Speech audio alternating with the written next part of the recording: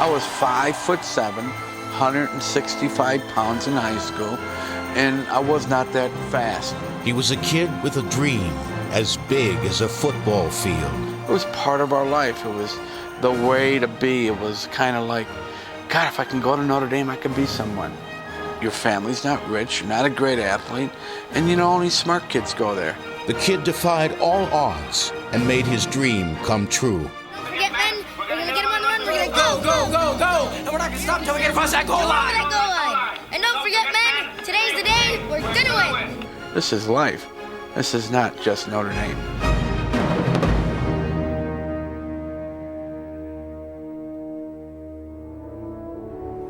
Rudy.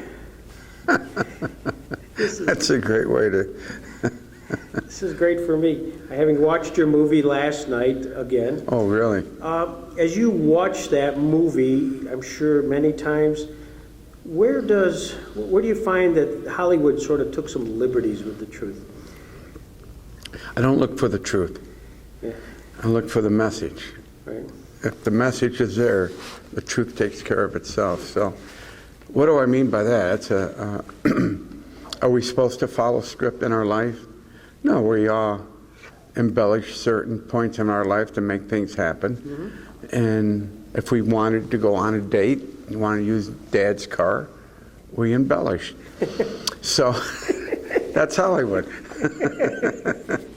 And if you want to do something, you instead of talking about all your friends, you talk about one friend that represented your other friends. Exactly, instead of composite. So you didn't want to confuse the audience. Mm-hmm. So you kept the message intact and the journey intact. But everything happened, a Hollywood version or the true version. You can never duplicate the real version because they weren't there. Only thing they can do is take from what you say and take it from that point. So I thought they did a brilliant job, in my opinion. And because I was involved with the process, that's what's important. Me being involved, me going out to Hollywood, going out, when I say me, actually taking the concept and delivering the idea to people who know how to put a movie together. That was the journey. That was hard. But I was determined to do that because of inspiration from other people who've done that, such as Sylvester Stallone, people that developed movies that had a message. I was always intrigued with. So I wanted to find out how that works. The only way you could do it is go out there and find out. And that's what I did, 10 years. Was it hard to find Yes. that screenwriter and the producers of that? It was very hard to find a screenwriter. First of all, because they have, everything's timing in Hollywood. And also the writer that you want to write it is also timing. If he's good, because he's busy, if he's good. Right. If he's not busy, he can't be that good. Right. So we found out, I found out you had to write the script yourself first, just to go through the exercise. And you do that, and you find out, well, I don't know how to write a script, but at least you wrote one. Right. And then you found out that you can't tell the whole story. You can only tell the, what I call points that made a difference in your life. Instead of telling the whole story, just give a little moment. And in that moment, I think a look is 1,000 words, or a feeling of a scene is 1,000 scenes. So they knew how to do that. I didn't. So they helped along with that. You tell them what you did, and they say, oh, yeah, we could do that, but here's how we're going to do it. Right. And it made sense. It was true, but it's not the way it happened. But it's true. So to answer the question, the truth of the movie is right in the culture of Americana, I feel. They've done a brilliant, the writer, Angelo Pizzo, was brilliantly, he brilliantly, when I say brilliantly, he brilliantly wrote a script that can go into the culture of America, fiber of the American dream. What makes dreams happen? There's no shortcuts. That was a message. It's hard work. That was a message. It takes a lot of focus. That was a message. It means you might have to do things differently. That was a wonderful message. It means don't accept labels people put on you. That was a great message. You don't have to be the person they say you have to be in order to be the person you want to be. That was a wonderful message.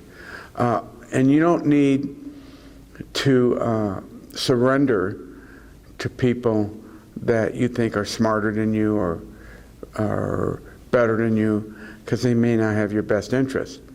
So your deal is to allow good thoughts to attract people that encourage you through good thoughts. And that happens when you change your thoughts, you change your life, you change your thinking, you change people, and you change events.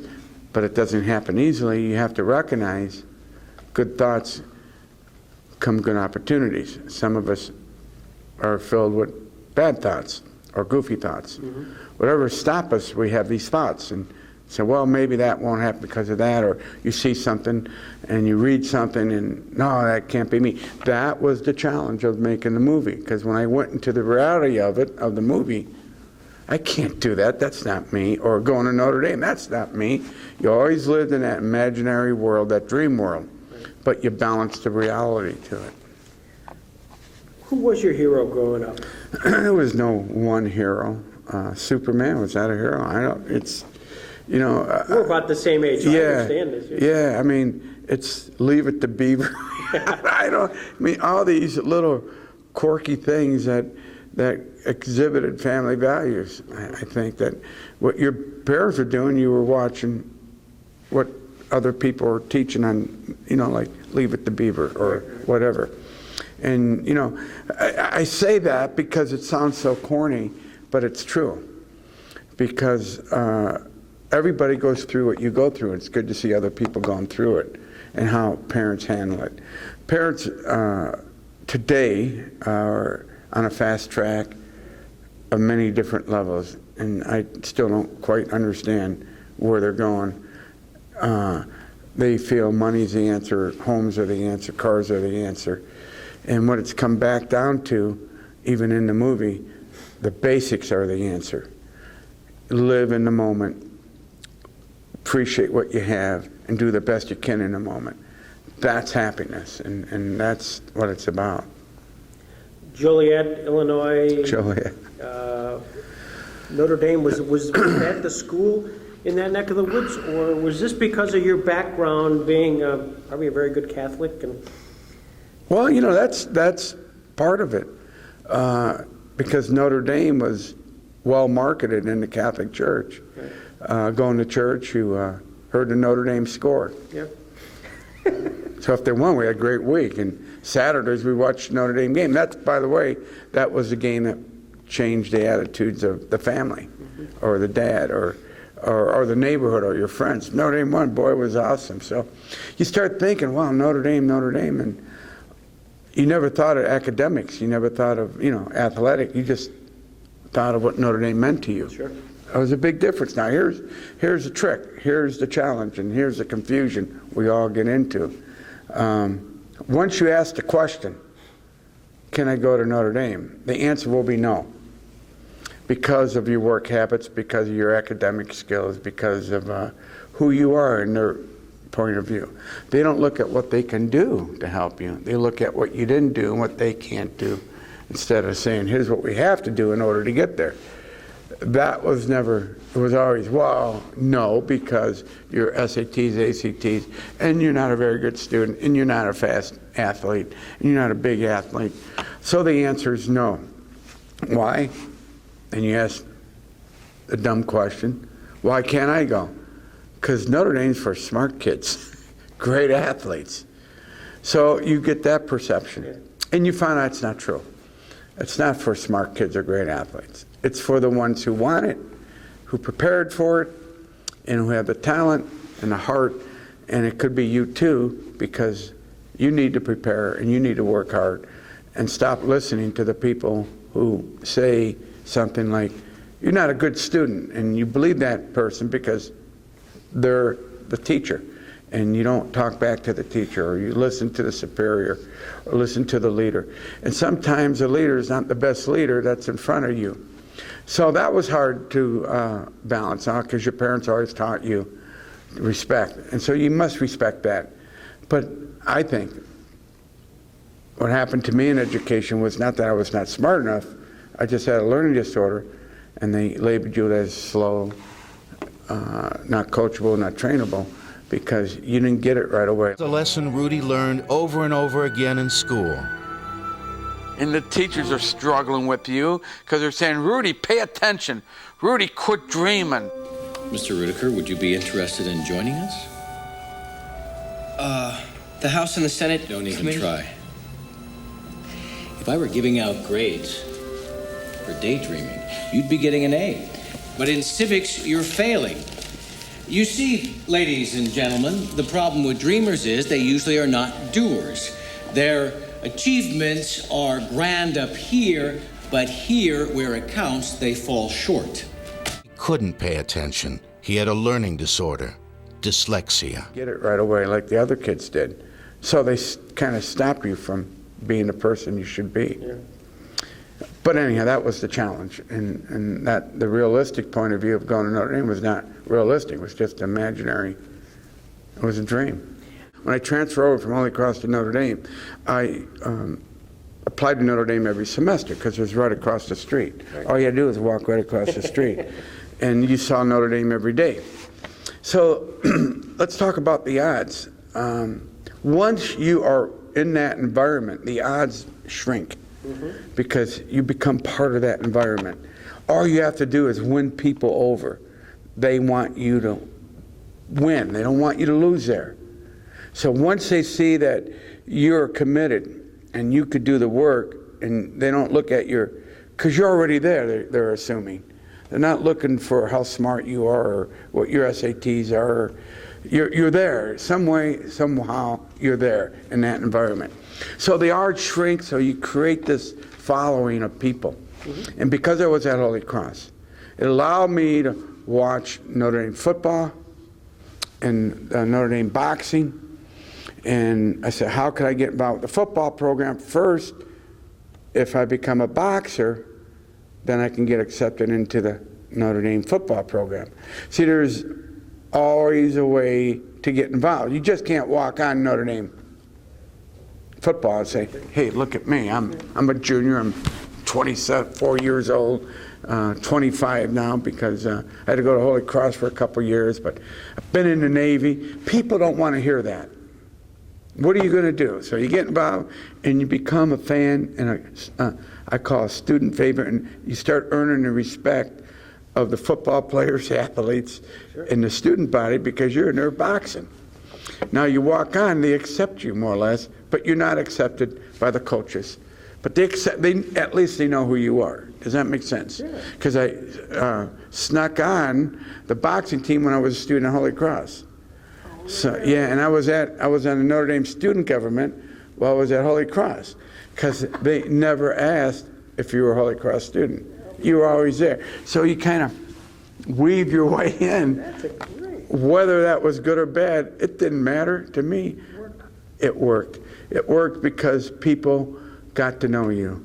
Then they wanted you to win. Now you have a following of people. That's why in the movie, the chant did not start at that football team. It started right up in that student body. They chanted, and it went around that stadium, and the football, everybody got involved in it.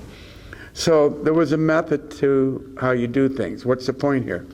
There's always a way to get to your destination. It may not be the way they say, but there's always different ways. So you have to shrink the odds that are against you, number one. And what are those odds? Well, players are bigger than you, faster than you, and you're not talented, and you're an older person. You're 25, and you're competing with 18-year-olds. And now you haven't played organized sports since high school, so you really have a challenge. But you still are accepted. You still get through the jellies, and you get out there. Your only duty is to get beat up. That's your duty, and you accept that. If that's what I have to do, I will do it. So I wasn't out to try be a starter or a first teamer. I just want to be part of it. And it even started in the locker room. They put me in the baseball locker room. Well, that gave me a goal to get to that football locker room. Every little step was important. From getting your white pants to gold pants, from a new helmet, an old helmet to a new helmet. But you got all those things differently. You had to earn each step. So the odds were shrinking because you're earning each step now, and you go and once you get in Notre Dame academically, they surely don't want to see you fail. They're great educators. You go there, and it was hard at Holy Cross because you have to prove yourself. But once you got to know it was hard, but very supportive, as well as Holy Cross was. So when you get that support academically, you win academically. And was why the energy and synergy and all the chemistry in the environment was right for me. For some reason, it just fitted me, my personality. So was the instinct of the dream developed when I was back in Joliet, Illinois, watching Notre Dame football? When God gives you a dream or a feeling, that means it's real. You got to go for it. But sometimes you're kind of like deterred, or you go down the wrong way because you start hanging around the wrong people because your thoughts are goofy. You start believing people, what they say, and you get confused. So you had to shake all that out. The Navy helped. When I went in boot camp, it was all about pride and respect. And you get confidence from that. And once you get confidence, all these other things fall in place. Like me as a speaker, I'm not a great speaker. I don't want to be like Zig Ziglar or Dennis Waitley or these guys. I just want to be Rudy. Once I figured that out, I became a great speaker. Now you're a connection. There's a connection there. So when I hear coaches tell young people, or teachers tell young people, you must know this to be that, they're right, but they're wrong. What you need to know is how to inspire that kid to do what he needs to do in order to know that. That's what's missing. Inspiration is a key to education. Inspiration is a key to everything. And once you're inspired, you will be a great lawyer, you'll be a great doctor, you'll be a great teacher, you'll be a great coach, you'll be a great mom, great dad. But if you have no inspiration or dreams, you can't be any of that. The reason is because you start attracting goofy thoughts and goofy decisions. And that's the problem. So you're, at some point though, you're literally working your way from the baseball part of the locker room to the football part of the locker room. Did you get a sense that players were kind of seeing what was going on, that here's a kid who is a walk-on and... Oh, they don't accept you right away. Yeah. Didn't bother me.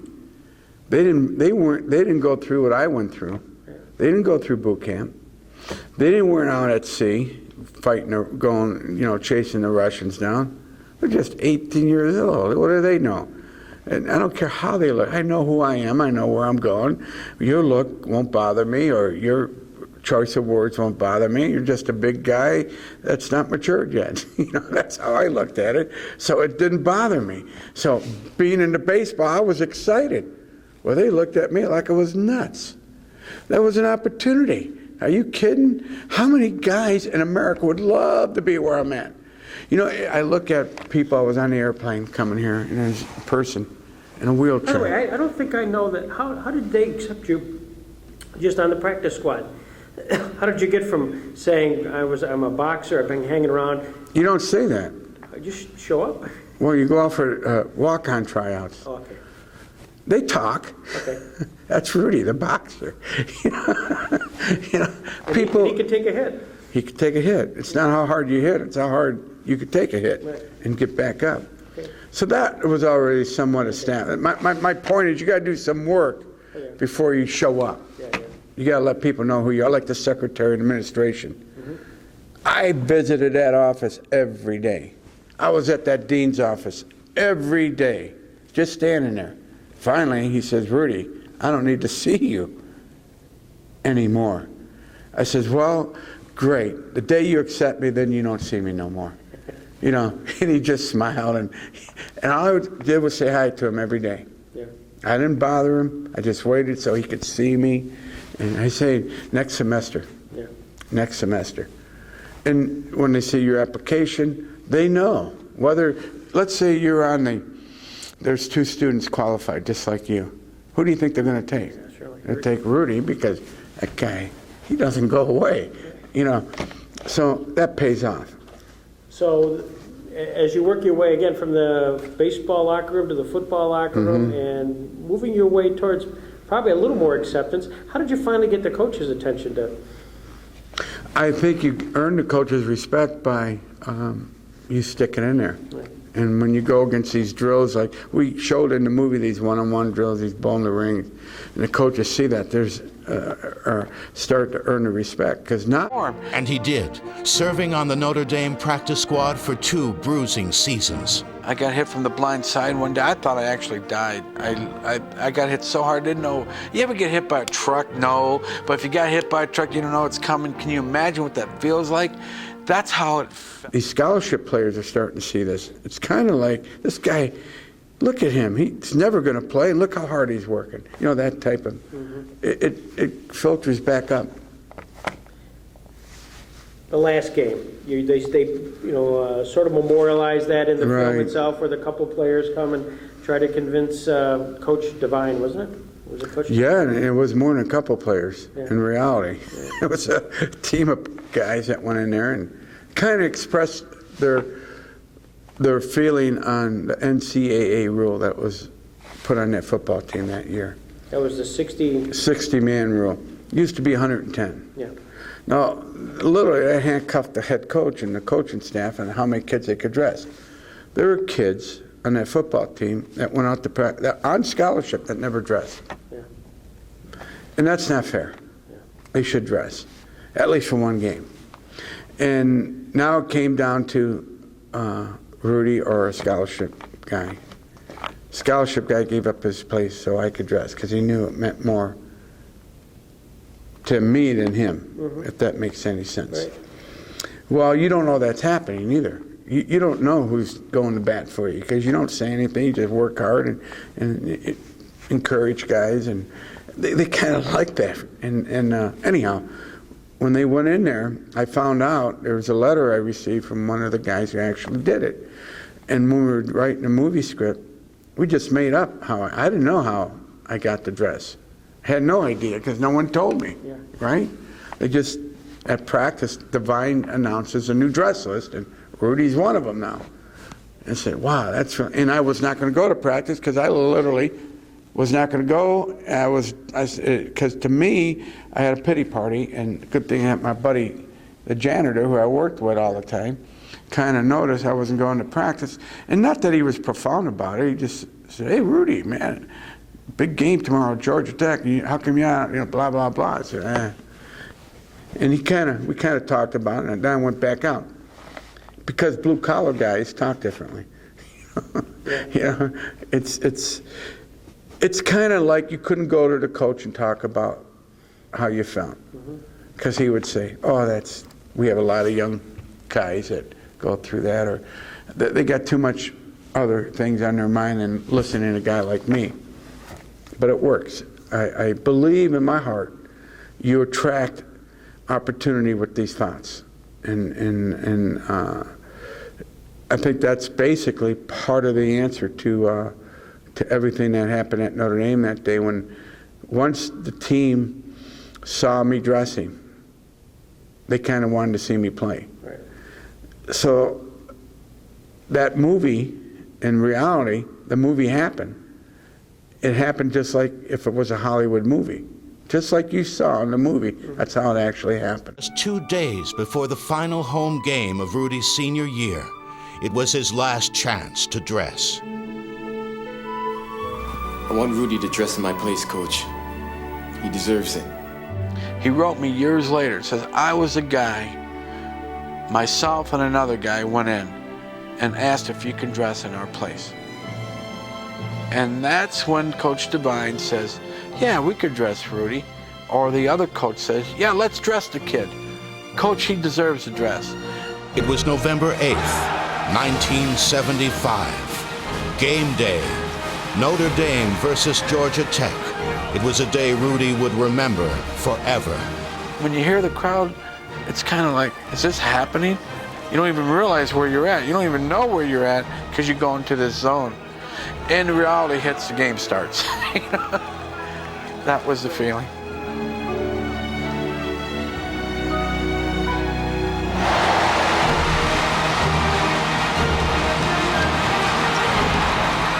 There is a magical feeling here. There's tradition.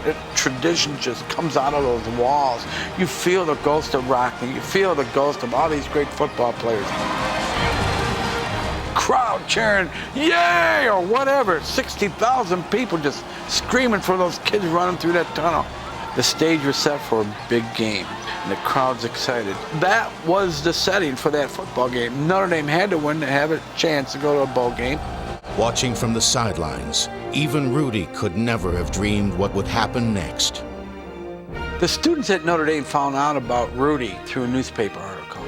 And I talked about it was my dream to play for Notre Dame. It would be a dream come true if I could play football one time, 1 second for Notre Dame. Just step on that field during a game would be a dream come true.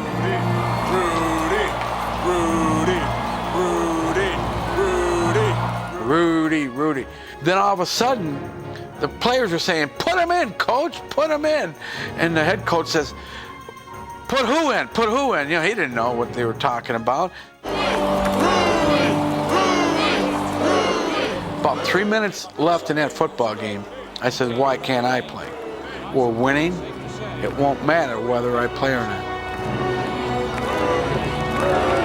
It was only like maybe a minute left in the game, and he knew I wanted to get in the game. He actually grabbed my arm. There's a whole story why he did that, but the essence was divine. But we were on offense. I said, I'm a defensive player, coach. I'm not going out there and playing no, I'd rather play when we're on defense. And we scored. Yeah. And bingo. The minute I said that, Notre Dame scored. Now they had to put me in the football game. He says, go at defensive end, replace Brown or replace, Zappala. Just go in, just get the hell in there, he says. And I go in there, and they come right off the field.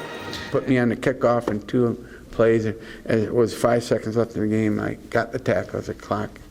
And in that huddle, that's when I knew I could get the tackle. And as we're in the huddle, I said, I can get this guy. And I remember lining up. It was so awesome because everything goes in slow motion now. Now there's only 5 seconds left. I knew I could get him. And that's when the rally hit me. And the crowd started chanting, Rudy. As I tackled him, that game ended, and that's when the team picked me up. One, if not the only person to ever be carried off the field. The players were that way. I mean, did you see they were grasping the moment? they were happy. Yeah. Happy. They were excited. And I actually have an actual, this is neat. You know, a lot of people, I'll show it on film here. You know, they asked, did it really happen? There's the actual carry-off of the actual people. Yeah. Wow. The real players, the real crowd, the real deal. That's amazing. Yeah. And that never happened at Notre Dame Stadium. Yeah.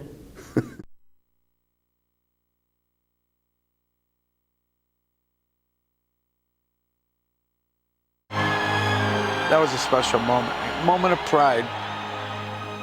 The power of the dream is giving someone hope. You know, that's the most powerful thing you can give someone, is hope. Giving your spirit to other people, giving them the feeling of, you know, it's worth it, all this hard work. It was worth it, even when it looked the darkest. It's like a little boy coming up to me today, a 10-year-old boy, saying, I'm going to Notre Dame. I will never say to him, you can't. I will always say to him, you're going to do it.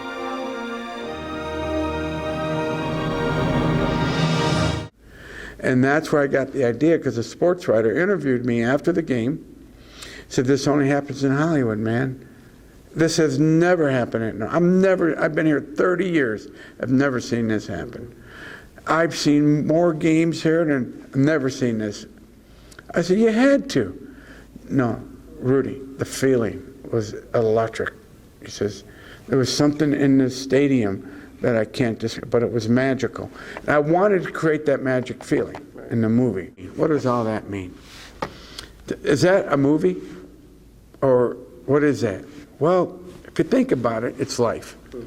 Because we all give up when it gets hard. We all give up when you don't think it's going to happen. You don't ever know what the wind's going to blow or good thoughts how it's going to attract. But are you prepared for that moment? That's the key. Right. Did you practice every day like that moment was supposed to happen, or did you give up during practice? I know for a fact, if I didn't practice hard every day, if I didn't go through the drills every day, even though I got that moment, I would never made that tackle. Because it's all about preparation and execution. It was automatic, and that's why that happened. It just doesn't happen. How'd you feel? It happened. I mean, Well, it's surreal, number one, and you expected it to happen. That's the big deal. I expected that it happen to get the tackle. See, it's like speaking. People say, do you get nervous before you speak? I can't wait to get up there. Get me up there. That type of feeling. It's like a game, because you want to do it, because you know in your thoughts and your ways, you prepare. It's like anybody that prepares well, they can't wait to get there, because they know preparation is their key. right, absolutely. On October 14th, 2005, you were the master of ceremonies at a pep rally for the Notre Dame football. The Fighting Irish were about to play a rival and then number one ranked USC. The following day, head coach Charlie Weiss asked some Notre Dame legends, including Tim Brown and Joe Montana, to come back and speak at the rally. You came out of the tunnel at Notre Dame to a loud ovation. As you're coming out there and they're treating you as... Well, there's a story to that. Charlie called me. I thought I was going to be the speaker. That's what he said. Yeah. Then right before, he says, no, you're going to introduce the guys, Tim Brown and Joe Montana. And that, to me, was fair, because what did I really do? They won 4 Super Bowls, Montana, Tim Brown, 9-time All-Pro, and Chris Zorich. So that was an honor for me to do that. Right. It really was. I didn't expect. And again, you never know how big the Rudy culture is or what it means, because I don't take it serious. I don't take myself serious, but I know the message is good. So that's what I lean on, is a message. I don't want to be a celebrity. I don't want to be this guy, because we all make mistakes. And once you put in that category, people look at you differently, and they look up to you differently. So you got to be real careful on who you hang around and what you say and what you do. So saying that, I always want to be part of Notre Dame culture. I didn't want to be no star. So when I was at that USC pep rally, I was I was moved by USC crowd as well as the Notre Dame crowd, how well they responded to Rudy, the message. Because the next day I'm at the bookstore doing a book signing. There was just as many USC fans in line as Notre Dame. Some of the families that were in line were their kids playing for USC, and because of the movie, they were inspired to walk on at USC, and they were playing in that football game. So when you hear stories like that, the message is spread all over. So that makes you feel good. The Rudy culture, you referred to it. The Rudy effect, I call it. Rudy effect. Right. I mean, even today, Rudy. Well, I was sitting on an airplane, like I said yesterday, and there was a girl who writes for the bowling league, for all the all the bowling tournaments. She was in Vegas, and she didn't know who I was. And this guy sitting next to me was just a blue-collar guy and just a good old guy. But we start, what do you do, honey? And I kind of tell him, I'm going to Jamestown, and he'll give me a history, and they're all excited. Oh, wow, that's where Lucille Ball's from. And I said, oh, yeah, I heard that. And they said, what do you, I said, I'm speaking for the high school graduation. Wow, you do it? Yeah. What got down to, I'm Rudy. And this girl that was sitting there said, oh, my God, you're Rudy. We chant Rudy all the time when we're in our bowling leagues, So it's part of that feeling. So it's in bowling, it's in all kinds of different segments of America. It must make you feel good. Well, it made me, it does, but it also showed me I made the right choice. Right. And put the right people around. Because that movie could have been corny and sappy. It could have been really, that's why Notre Dame resisted it for a long time. They didn't trust Hollywood. So you really had to sell Notre Dame more than Hollywood. Notre Dame was a harder sell than Hollywood because of that. Remember, they marketed Newt Rockney for years. Now, Rudy, come on. What did you do? Right.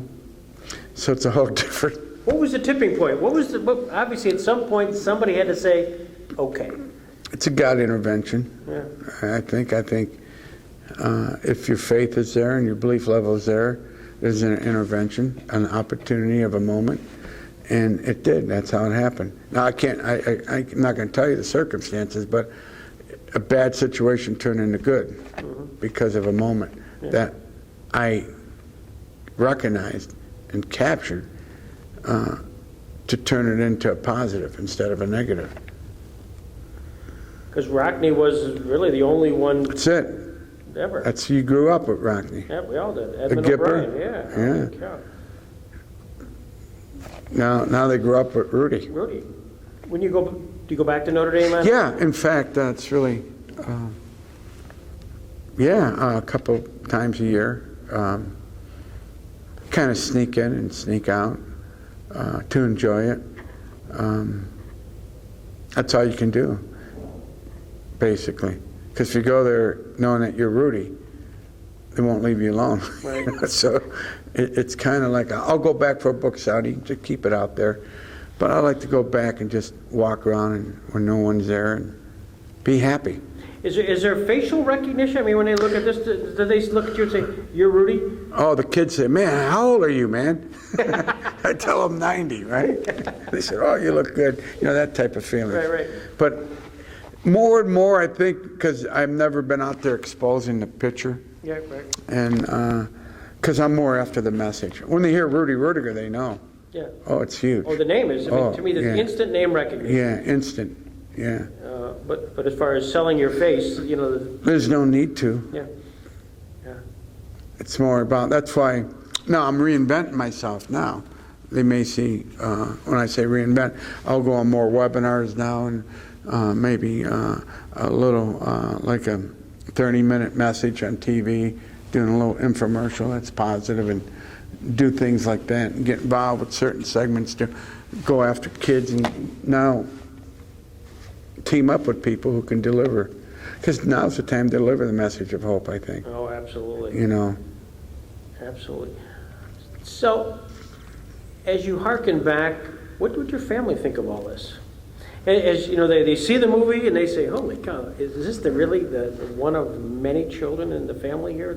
Oh, I think they're proud, but they have fun with it. Yeah. They have my attitude. Because I tell them, don't take it serious, man. Because you know, and they don't. They enjoy it. The College World Series was being played this past week, and my brother's son plays for Arizona State University. Oh, right. And he's a freshman, and he starts on the team, and we had a tremendous amount of exposure because it's Rudy's nephew, you know, and everybody talked about the movie and what it meant to them. I mean, they go on and on and on. So when you hear that again shows you that the message worked and it's out there and the connections there. And he became like a little mini celebrity in a way. But he has his own celebrityness. Right. And, you know, he's a good baseball player. But he likes the fact that people connect to that message too. It means something to him. But they don't take the movie serious. You can't. I don't. It's there. I watched it last week with in Florida with Myron Rowe. He's the Rhodes Scholar from Florida State. And we had a bunch of foster kids, like maybe 300 of them. And we all got together and gave them a message. And it was very impressive how those kids responded to that movie.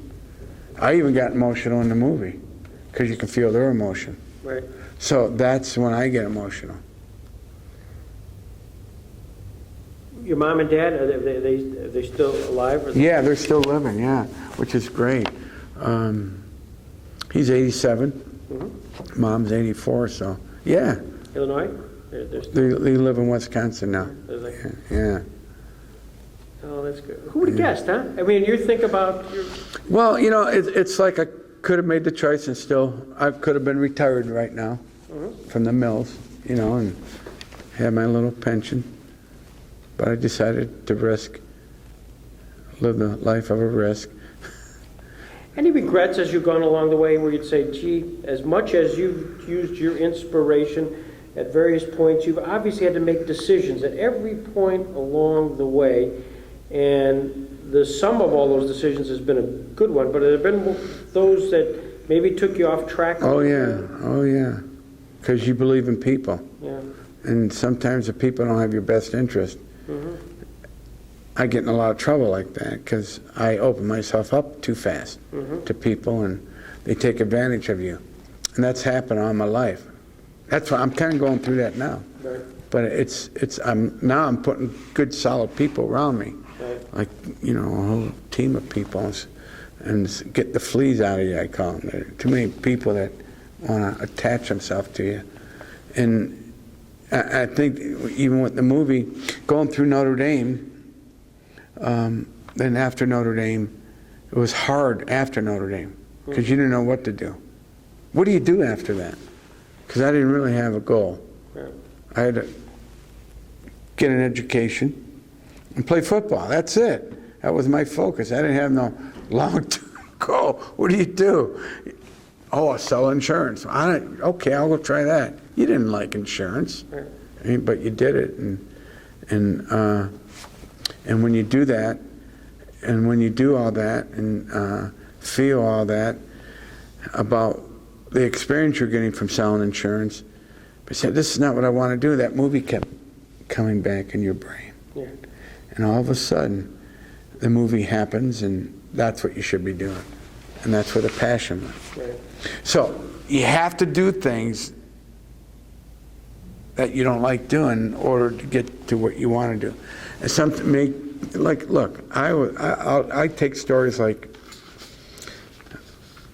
take Colonel Sanders. He was 65 years old Right. when he went across America to do Kentucky Fried Chicken. 65. What's he been doing for? He was a failure for 65 years. I get excited when I hear stories like that because it's not about your age. Anybody that became somebody tried a lot of things first before they made it. Now they see all these young guys making it. They haven't really failed. Maybe they got lucky in the stock market. Maybe they got lucky in an IPO. Maybe they got lucky there. But do they have the real values and the real principles of what we're talking about? Or they just have the business talent? Right. I'd rather have the other guy and find a guy that has both. Yep. That's a hard one. And when you do that, that's when things work. That's when things happen. So I don't judge a person for his failures. As long as he keeps trying. If he made it and made a mistake, that's okay. Let's try it again. Those people I like. This has been terrific. Really? Absolutely terrific. Wow. Really. Are you a good lawyer? I'll let you decide.